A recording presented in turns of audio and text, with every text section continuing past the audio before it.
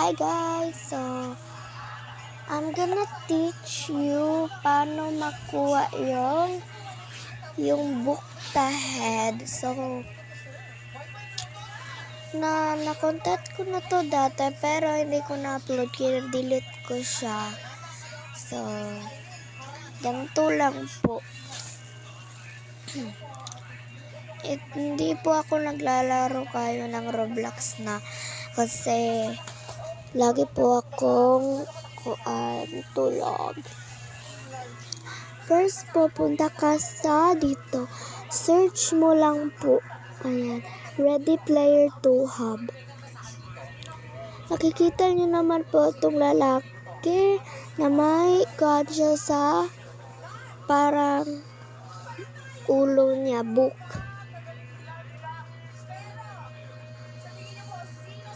Ito lang pong book yung makukuha nyo. At hindi ko po alam kung saan makukuha ba yung iba. So, dito. Lag lang po to. Ayan. Ang pakalag.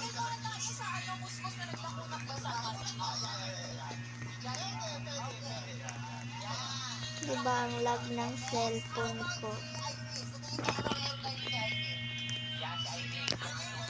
Panoorin niyo po to.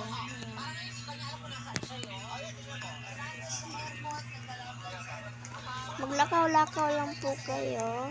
At saka leave po kayo. Leave.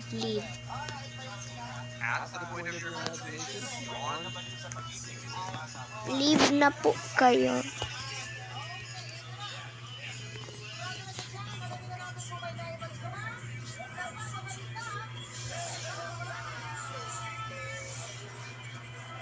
Punta po ka sa avatar nyo.